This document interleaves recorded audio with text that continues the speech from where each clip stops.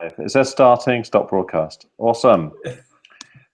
Good afternoon, everybody. This is Nicholas Whitaker from the News Lab at Google. Apologies for the technical difficulty. We've been kind of struggling a bit with some of the intricacies of Hangouts on Air and YouTube Live, but we're up and running now.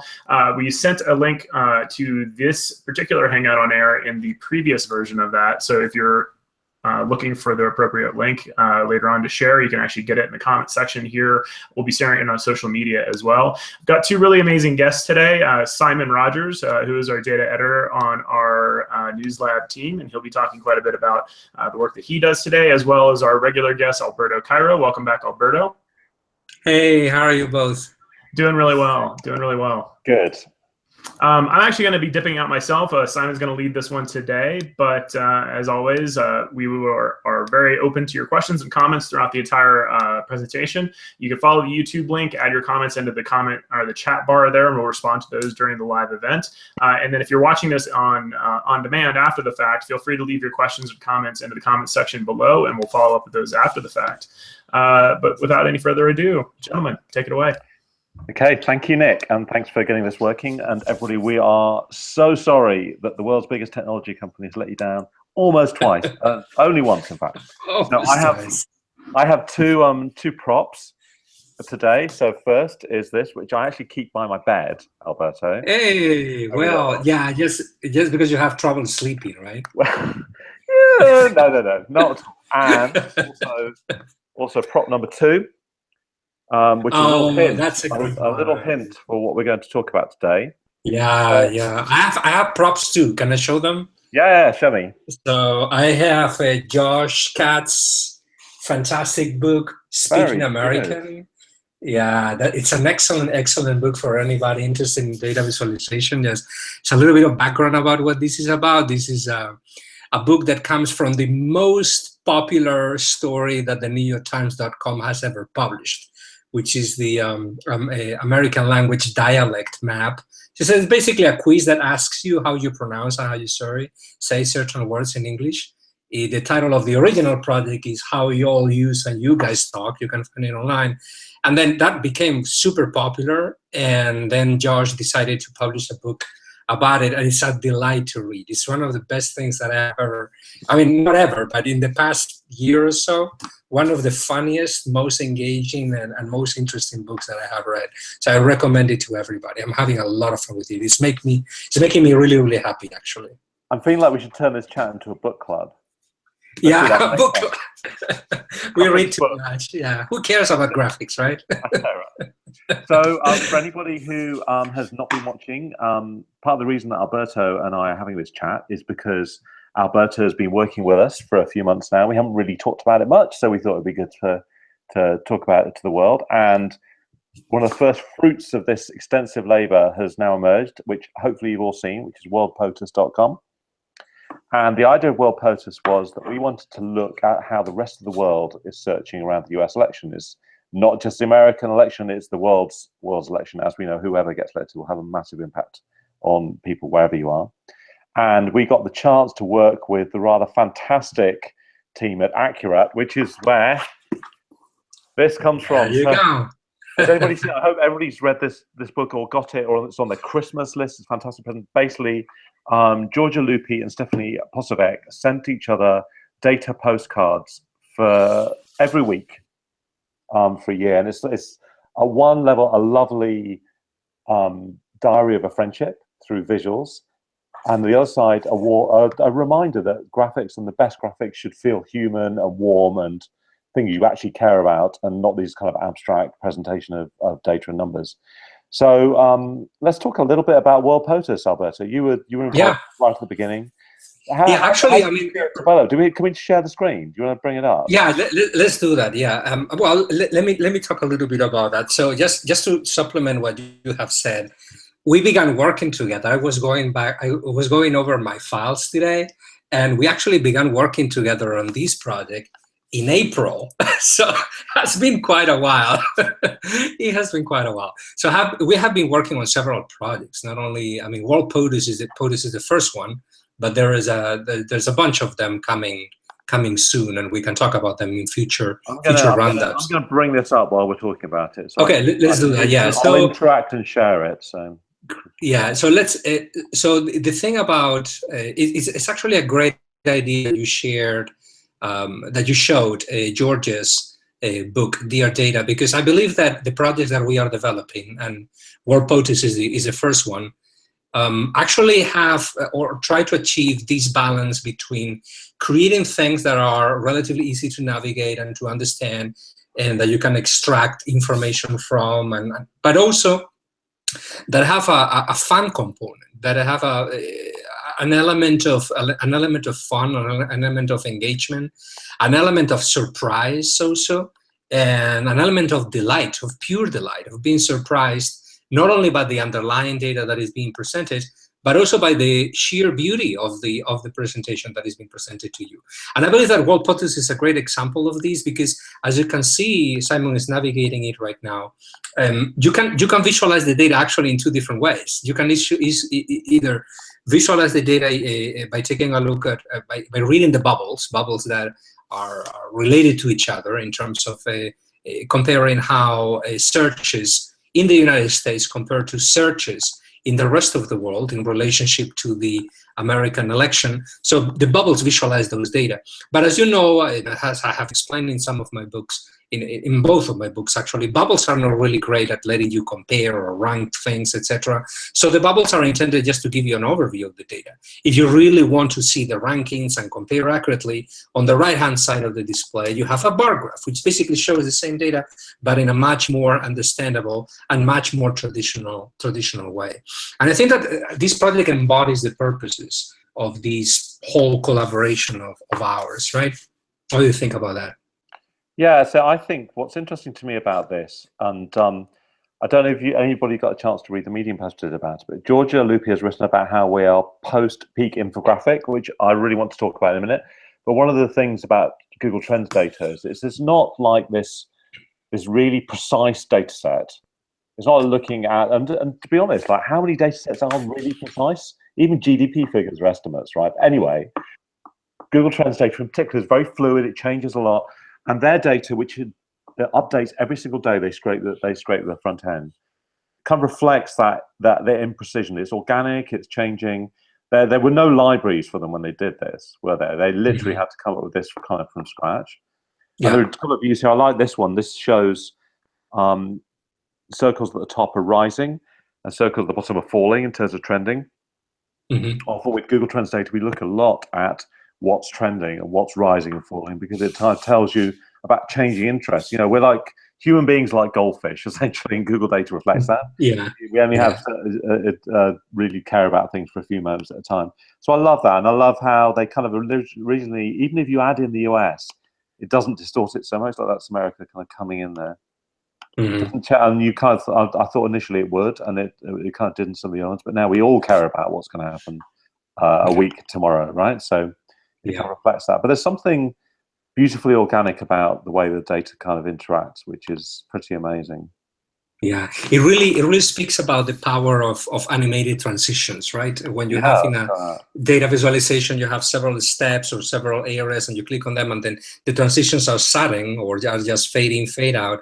That is not as successful as having animated transitions, which can be extremely meaningful and also informative, right? They show you the progression or the connection between what you were seeing before and what you're about to see. And this is very kind of like unprofessional looking here, but this is what it looks like on mobile, you know. And on mobile, it's amazing. It's so much fun to play. We just swipe up and swipe down. So, which is actually that we're trying to emphasize on all the projects that we are developing, right? We are trying to talk all the designers into taking a mobile-first approach, thinking first about the mobile version and then think about the desktop version, right? Both versions need to exist, but first of all, think about mobile, just because a large proportion of the users will come through their mobile phones.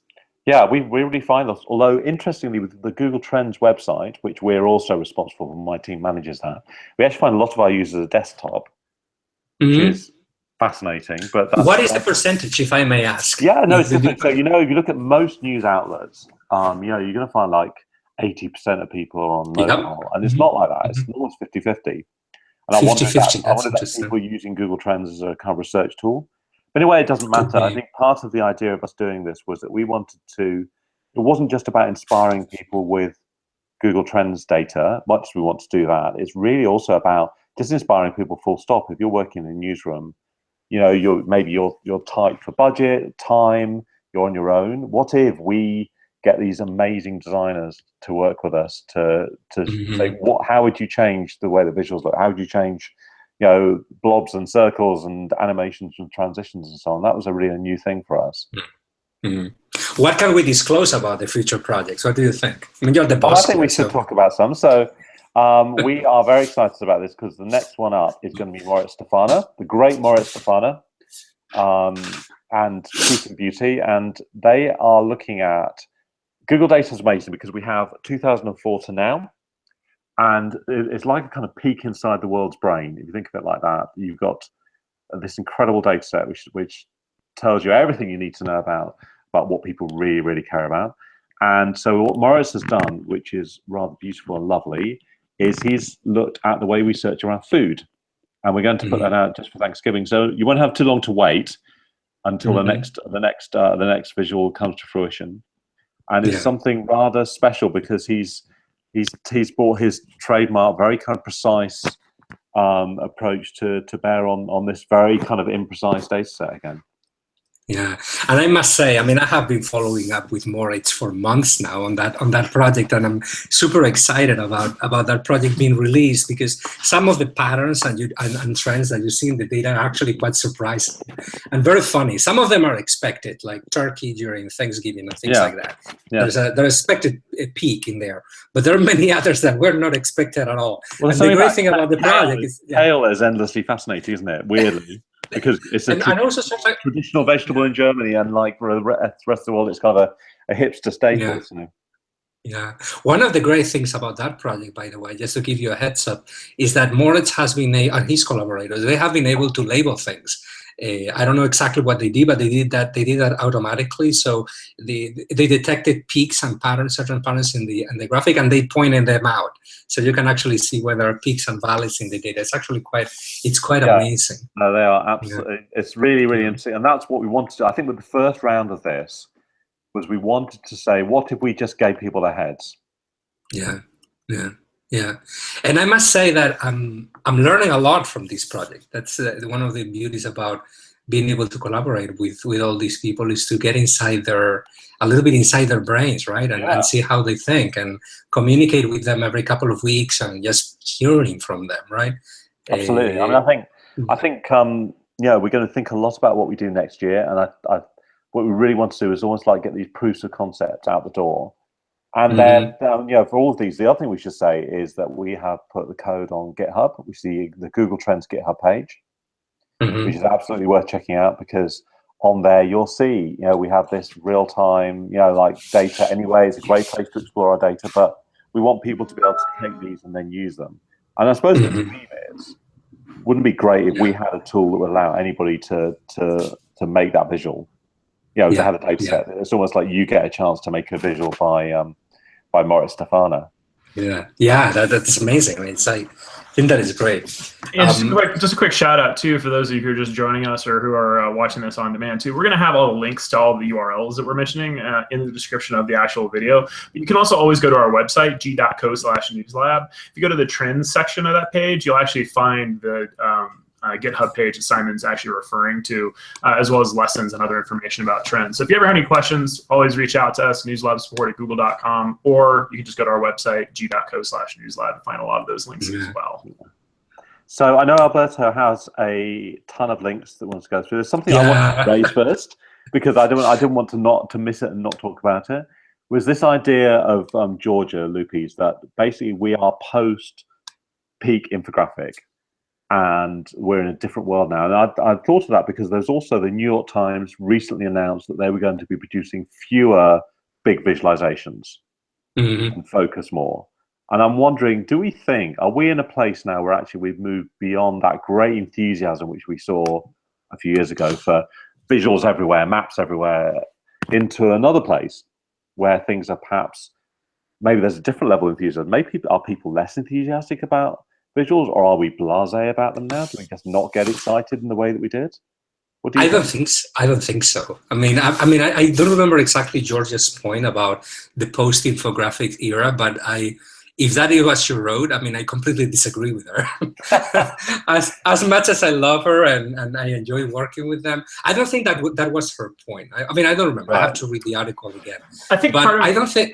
Yeah, go ahead, Nick. No, I was just going to say, I think one of the points I think she was trying to make was that, you know, if it's requiring effort on the part of the reader or the viewer, and I think she was referring specifically to like mobile experiences, but that is different. It would apply elsewhere. Yeah, I think what she was saying is, like, if you're requiring you to click too much to interact with it, then that's kind of like what she was referring to. But I agree. I mean, I think it depends on the region too. I mean, a lot of places around the world, like they're just now catching on to data visualizations.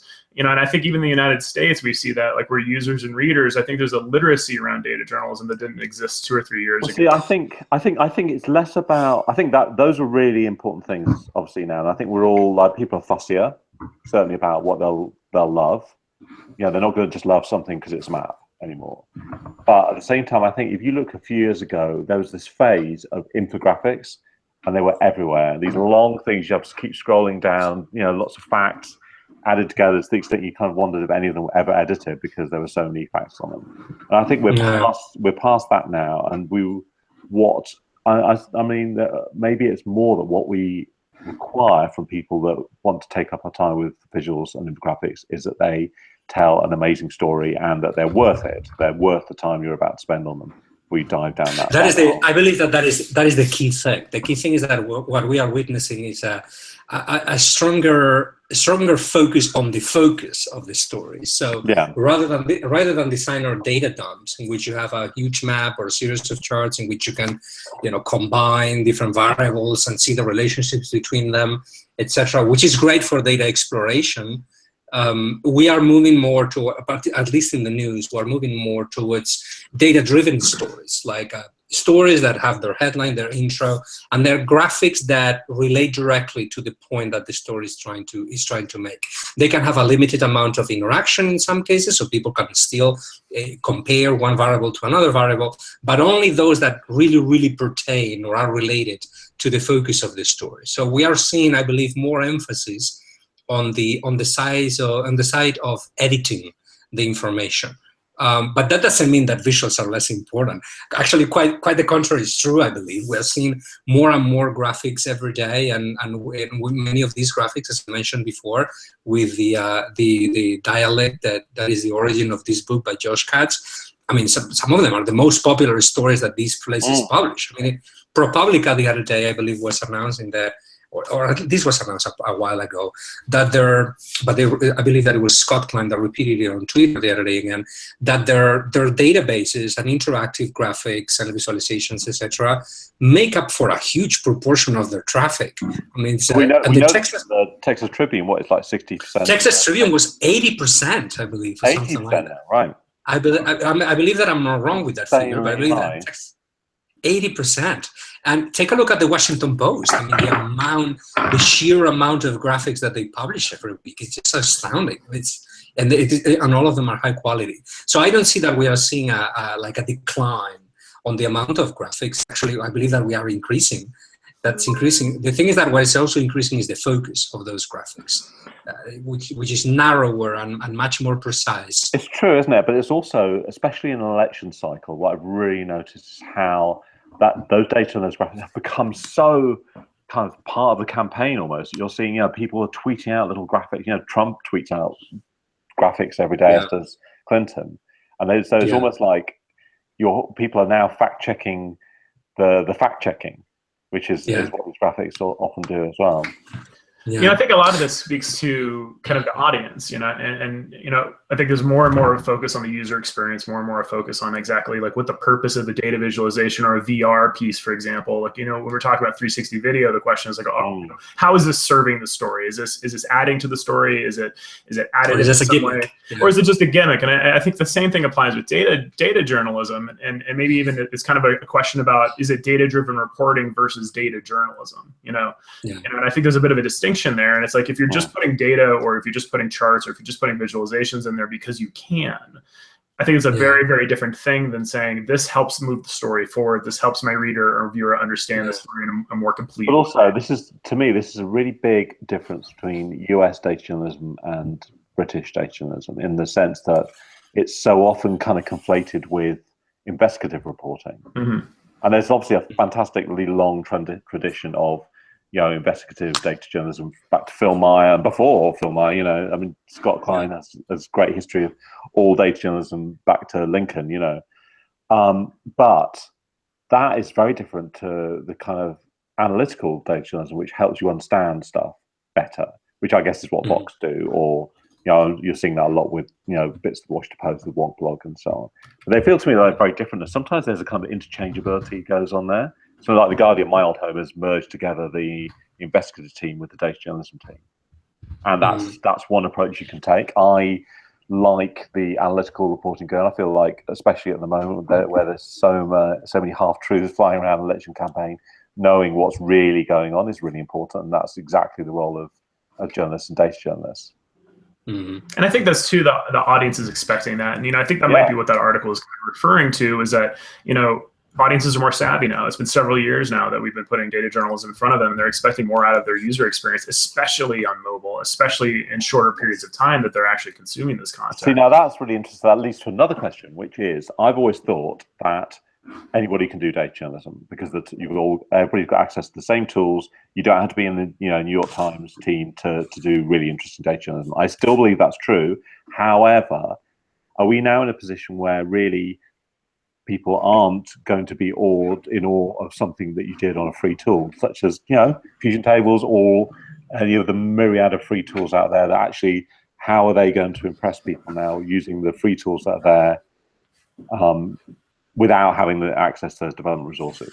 Yeah, I mean, or informing them correctly, because one of the qualifiers that I have always wanted to include in your sentence that anybody can do data journalism is anybody can potentially do data journalism, because it's not just about accessing a free tool and starting throwing data around. Semantic about it now. It's not semantics. Not semantics. And no, you know how important it is to, you know, get the data right and double checking it, go to other sources. That requires some serious professional training, or at least, you know, self-teaching the conceptual techniques to do that, like statistical thinking and critical thinking, etc. It's not just about the tool. So everybody can potentially do the journalism, but we should not tell people that it's just about Google Fusion Tables. It's that. I mean, it's certainly that, but you also need to be careful with your sources and with the metadata, and, you know, double checking how the data was processed and created, etc. Is always reporting. I think it's more about the barriers of entry, and actually, in some ways, this I was asked about this recently, because there's a set of students at City University in London who every year do a project on arguing whether or not it's the new punk still. But I actually think, interestingly, if you look at the people who do data journalism in organizations, even in big organizations, often it's just a very few people. So even though they're in the middle of a big news group, it really ends up being one or two people who end up using tools all the time. It's more that the barriers to entry are low enough, which means that if you are reporting in a developing country and you don't have access to resources, you're on your own. There's nothing really to stop you starting. It's just you can still do it. Your own storytelling skills. That's the only thing that's holding you back. I think that's powerful and exciting, and that's still the case. And I don't think that's changed. Actually. That's absolutely true. That's absolutely true. And it's interesting too, because I think all of this goes back to the same question: is like, you know, as a reader or a viewer that's coming to a data visualization or any other piece of content for that matter that you're putting out there, it's like, how is this relevant to me? Like, if I'm going and looking at a data visualization, is there some way or shape or form that I can make this relevant to me, you know, in the navigation or things like that? If that's true, amazing, I'll interact with it. Or if it's providing me, as Alberto was saying, is like, is this providing information? Is this providing or helping to educate or help better inform? If you could check those two boxes, then I think absolutely it makes sense to have that data visualization in there, and it becomes valuable to the reader or the viewer. But if you're, as a designer, not answering that, then I think that article makes more sense, where it's like, what's the value here? Okay, so bearing that in mind, do we think that the tools that are out there are developing fast enough to keep up with the skills? I think you could say in 2009, a lot of the free tools were literally as good as anything that anybody could do in the newsroom, because the skills, you know. But now you've got things like, you know, WORLDPOTUS just showed you, which literally you have to be up here to do, and then you know, the stuff that the rest of the real world can do with, which is down here. And is there a gap there for free design graphics tools which actually allow more people to produce things that are more sophisticated. Yeah, but we are getting there. And actually, if you go, one of the links that I was planning to discuss today was to Robert Kosara's website. Yeah, Kosara is a researcher. Can we do that? Do you want to talk about that now? Let's talk about that now. Yeah, let's do that now. So let me share my screen over here, so I can have access to the to the list of things that I was planning to show. So this, as Nick mentioned before, this link will be, all these links will be shared in the comment section of the YouTube page. So Robert Kosara is a researcher at Tableau Software. His website is eagereyes.org. He's writing. His Twitter feed is so worth following. He's hilarious. Yeah. He has very strong opinions, and he doesn't hide them. Anyway, so Robert is strong opinions in this world of data virtual plan. Yeah, but I believe that sometimes you can express them in a way that don't sound so strong. But anyway, we're not talking about Robert here, but yes, keep going. Anyway, we all love Robert. Robert is great. His website is fantastic. He's writing these days about VIS, the VIS conference that has just taken place, and he's linking to several papers and research projects that were announced and launched during the VIS conference. And in the latest blog post that Robert wrote, he links to data-driven guides. What is data-driven guides? Data-driven guides is a project that was developed by a group of faculty and doctoral students, etc., at different universities, among them Hans-Peter Pfister from Harvard University. And it's a tool that actually lets you do what you're describing, Simon. It's like an illustrator where you can draw any kind of shape, all right? And then you can draw an invisible guide, and that invisible guide is linked to some sort of data set. So the size of that guide changes, becomes bigger or smaller, depending on the underlying data. And then the image, or the vector image that is attached to that guide, also changes in size in proportion to the data. So this allows you to create more free-form visualizations than your regular features in Adobe Illustrator or in Tableau or in Google, etc., any other tool, right? So we are moving in that direction, in my opinion, with all these new experimental prototypes of new tools. That's amazing. Yeah, it is amazing. I would encourage you that you all visit Robert Kosara's website and then look for data-driven guides and then give it a try, because it's an online tool, and I was giving it a try just a minute ago. You can draw shapes and then you can export them as SVGs, which is a vector format, and then open them up in Adobe Illustrator, which is quite fantastic, actually. So this opens up a universe of possibilities, right, for fully customized visualizations. Yeah, the tools limit you, but increasingly they are becoming so flexible that they may enable you to create graphics that are not your traditional bar graph or line chart or a scatter plot, as great as those are, obviously. Anyway, so should we jump to some other projects? Let's do that. Sure. Right. Okay. So things that I saw in the past month or month and a half, I don't remember the last time that we had a conversation. So there was some buzz on Twitter when I published a link to this project by Univisión Noticias. So Univisión, as you know, is the TV station, the Spanish TV station based here in Miami. They have a small data and visualization and infographics team. Some friends of mine work there. And after the third debate, the third presidential candidate debate, they published this very simple but extremely effective visualization of who lied the most during the debate. And they basically encoded the data using lines, strips, lines of different colors. So red is full lies, and orange represents half-truths. So you can immediately see who was lying the most during and obviously the gray lines is basically the span of the duration of the debate, right? How much each one of them. Is that a flowing data logo at the bottom? Flowing data. No, this is Feedly. Oh, okay, right. Feedly is a tool that I use as an RSS aggregation tool. No, this is this will be linked from the comment section. But it's super simple, and people were when I posted it on Twitter, people actually were highlighting that. You can click on the lines if you want to get more information, so you can actually see what Trump or what Clinton was saying on each point. But the point is how, the simplicity of the display, but also how powerful it is. It's extremely, extremely powerful. So this is one of the projects that I like the most recently, just because of that. Another very interesting one that I saw, probably many of you have seen this already, was the New York Times. The New York Times says people, places, and things that Donald Trump has insulted. They basically aggregated all the insults that Trump has uttered on Twitter, and in relationship to people, places, objects, races or ethnic groups, etc., and they are all here, and with links, etc. So this project has an online version, which is this one, but it also had a print version, which was published this past weekend, this past Sunday. I love the fact they could do that. Oh, that was amazing. Because seeing something that looks pretty similar in both formats, but works differently in both, I think is fascinating. Yeah, it is absolutely fascinating. And let me tell you, I mean, when I saw it, when I saw the project printed, I tweeted that it was far more impressive than the online version. As great as the online version is, and because it gives you, it gives you all the lies, and then you can click on these and see the original source.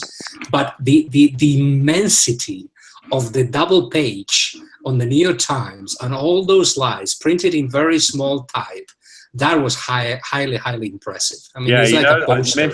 I do miss working on print sometimes. Just having that space, the contemplative space of print, is kind of amazing, especially like having a double page spread. Especially when you have that amount of space, right? I mean, there's something I have written in my blog several times about it, that I still get the print paper and print magazines, and obviously print books as well, just because there is something in print materials that it cannot be reproduced on a computer screen, no matter how big the computer screen is, and certainly a smartphone doesn't have a very big screen, but that feeling, that impressiveness, it cannot be translated. It's going to be like people listening to music on vinyl, which obviously sounds way better because I do that all the time. But that's what people reading and seeing, consuming graphics and print will be. The quality is better. It's just not portable, and it's not something you can carry with you in the same way, and it's a shame, but it's just how it is. But I found recently some of the things that I worked on, these kinds of spreads at The Guardian, there's something about this thing. It's like a paper of record. It's much less ephemeral. A lot of the stuff we deal with electronically is very ephemeral data journalism. It's here today and gone tomorrow. And unless it comes back because somebody tweets it, in 6 months' time, it does happen. Yeah. Well, actually, I'm going to show you something here in my home office, because one of the greatest examples to explain to people how important it is to care about paper, printed materials when it comes to infographics and visualization is that there are certain graphics that work better on print, that work better on paper. It's not only because they look more impressive, but because they look more readable. Perfect example of that is the work of National Geographic magazine. I mean, they do great work online, obviously. But I mean, you need to get the print magazine in order to get the entirety of the experience. So here in my home office, we're getting a roam around. I'm going to just move around. These are some of my books, but take a look at these. This is an original by Fernando Baptista. So nice. Fernando is one of the artists at National Geographic magazine, and these are some sketches and drafts and early prototypes, etc., that he made for a large pictorial illustrated infographic about the Sagrada Familia Cathedral in Barcelona. The infographic was published a year ago or a couple of years ago, and it's impressive. It's like a huge poster. I mean, how can you translate this beauty and show it online? I mean, it's like you need to have it in physical form. On one of these, it's just not going to be the same, is it? Yeah, on one of those. How do you? Isn't that interesting? I mean, I think there is something there about we've talked about this before. Well, Alberto, you and I have talked about. We haven't talked to someone. The need for an archive of data journalism and data visualization, because a lot of the stuff that certainly that I was involved in just doesn't work anymore. Libraries change, interactives don't work. Print is forever. However, you have something in print, it will last you forever. All you have to do is look after it nicely. And I think this is a real issue, that it's almost like data journalism is in a place where there's no institutional memory. Increasingly, that's what's going to happen. And projects are breaking down. Things that are built with code, they basically get phased out and then don't work anymore. Certain platforms are completely abandoned. Just think of Adobe Flash. I mean, how much content I did myself with Flash. 5 years of infographics in Flash. I've got great memories of going to talk to the great Paddy Allen, who's the Guardian's graphic designer, about making a map in Flash of Britain's all the hundreds of constituencies. Like, but each of those will have to be linked manually. Manually, yeah. So this is absolutely. Obviously that world. I'm glad that world is gone. Although I miss working with Paddy. But at the same time, everything is problematic. Breaks. And this is a real problem. Breaks. Basically, so one of the interesting things about working at a company like Google is when they create a product, there has to be a plan for maintaining it after it's launched. And newsrooms never do that. Why would they? Right? Why would they do that? So I think that's where there is a role for the journalistic community. And something I want to think about next year is setting up some kind of archive, not just for me because I'm selfish and I want to keep my staff so it works, but just because I think there's a lot of good stuff out there. Every blog, all these things that are really crucial parts of journalistic history that have just vanished. Yeah, but you mean an archive for Google Graphics or for everybody? For all data, for everybody, for data journalism archive. We should do that. That's a great idea. We should work on that together. Let's do it.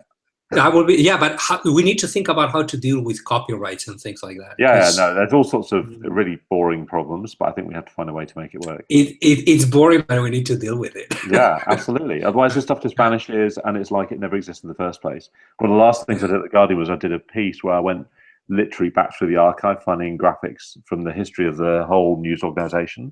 And basically that meant getting books, big books of papers, and going through and finding, but at least I could find them and see them. And there are amazing things that told me that some of which were really innovative, considering the resources they had at hand. Yeah, absolutely amazing. Yeah, so much to do. Okay, let's take a look at more stuff because I have more stuff here. We only have another 10 minutes or so. On my small collection. So, but I mean, we don't need to talk about all the links. We can just put all the links in there. Things that I believe that are worth mentioning. I really like a project that was published by, I like a project published by Quartz, by Sarah Slobin at Quartz, which she visualized feelings based on the facial expressions of the two candidates, and this is all based on code. She didn't create all the code herself. Apparently she was working with a researcher, but she's basically visualizing who looked more angry or happier or showed more contempt during the debate. It's a very interesting project, so I would encourage you to visit it. They always say that you can tell who wins the debate with the sound down. Exactly, yeah, that's what they said. I don't know if it's true or not. And then there is this huge project by the Washington Post called Erasing Barriers, a new age of walls, showing where walls against, or barriers of different kinds against immigration are being built all over the world. And I have not had the time of reading it all because it's a huge, huge project, but I began reading the first part of it. And I believe that it's a great combination of visuals. It has a video, it has audio also, it has infographics and data visualizations everywhere. It looks very good on mobile, and it works really well. It's very sophisticated design-wise, and the story is quite engaging as well. Again, only the first portion, which is what I had the time I feel like so far. The post has been on fire recently with their visuals. Oh yeah, absolutely, yes, really, absolutely. Everything just hits the mark every time. They are doing a lot of great stuff, very innovative, and also at the same time, they don't go overboard with innovation. So their things are not only innovative, but they find they strike the right balance between being innovative and being readable. So things are still readable, even if in some cases they push the boundaries a little bit. So I believe that this is another, very classy, very elegant, very well designed. Not that surprising though, because the kind of people that Kat Downs, the director of graphics at the Washington Post, has attracted, the caliber of the people that she has been hiring is amazing. So it's not surprising that they are able to create this kind of thing. So the New York Times is still one of my favorites, obviously, but the Washington Post is becoming a great big competitor. competitor of the main player in data visualization and infographics these days. So I included also links to Josh Katz's Speaking American book here if you want to learn more about it. And again, Josh is not giving me any money to promote his book. I just believe that it's a wonderful, wonderful book to have. Anybody who's interested in infographics should get a copy of it.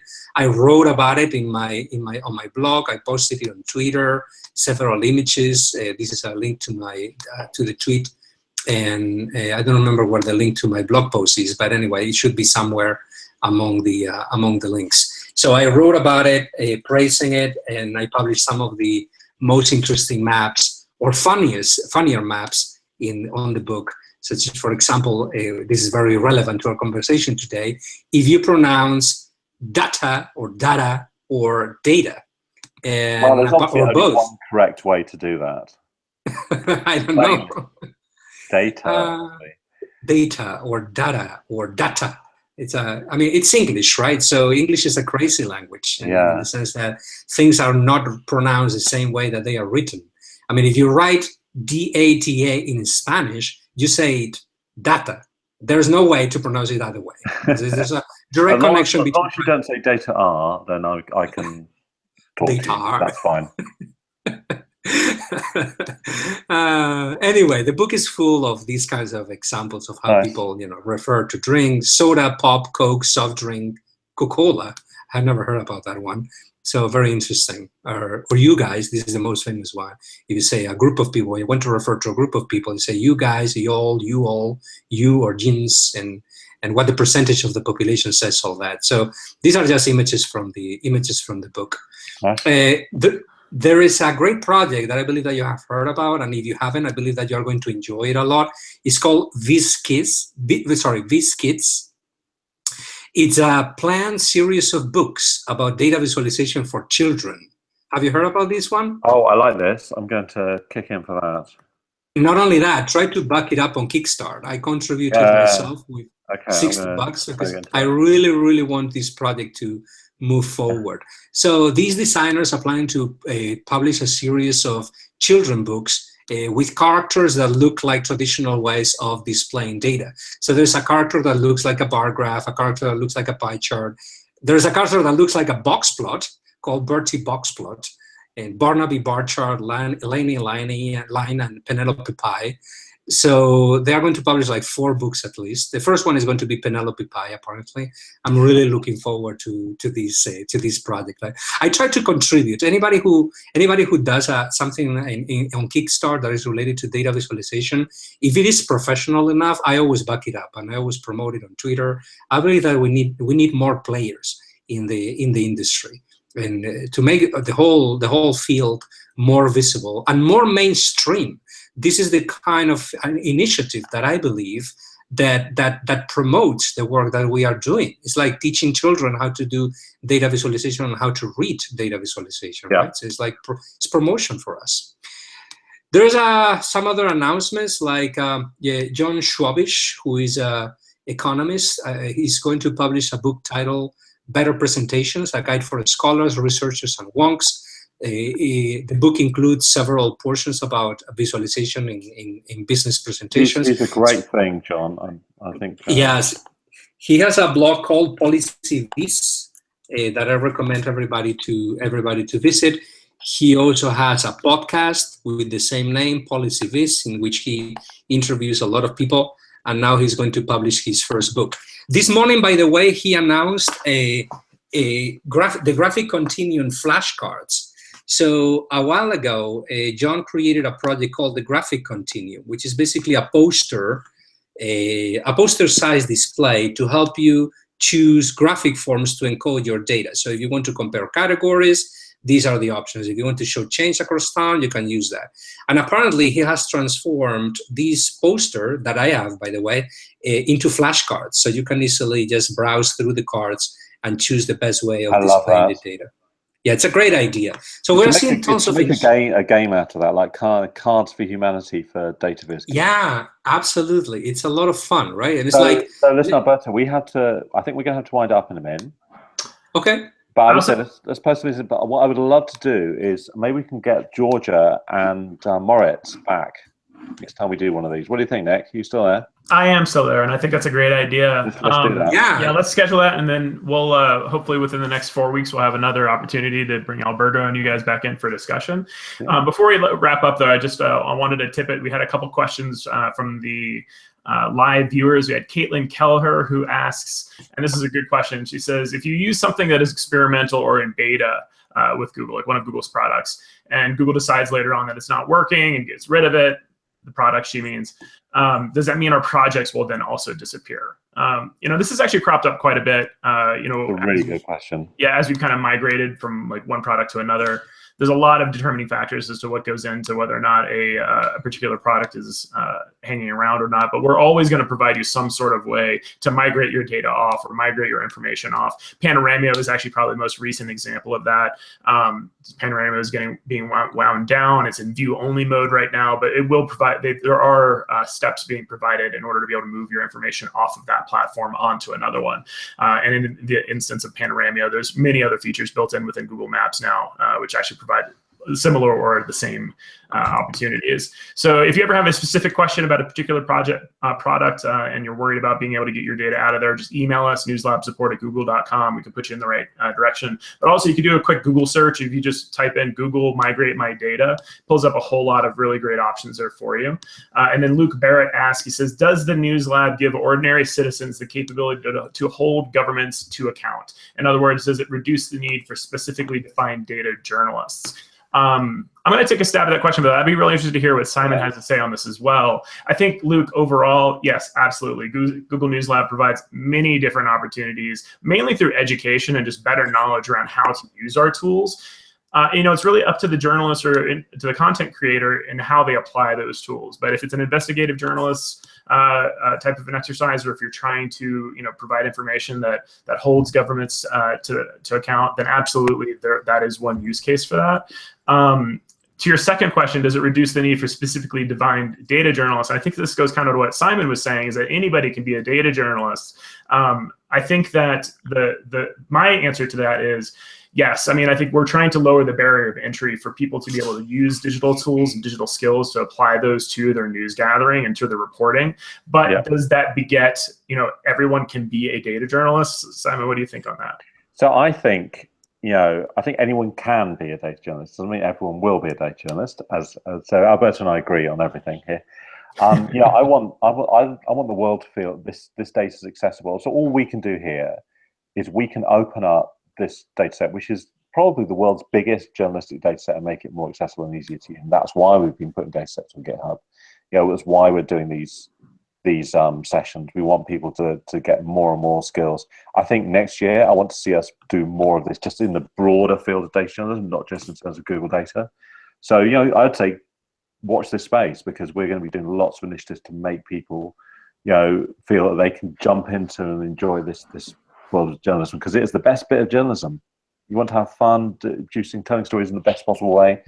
This is the way to do it. So yeah, and absolutely, and I would just add on to that too. Let us know what you're working on, what you're trying to do, what areas of study you're most interested in. We're very much in a listening mode right now, as well as producing content and putting content out there. We want to hear from journalists and get an idea for what your pain points are, what your struggles and barriers for entry are, so that we can help lower those and make it easier for you to do your job. So with that note, Alberto, any last words? Just check the links to the things that we were planning to discuss and we didn't have time to.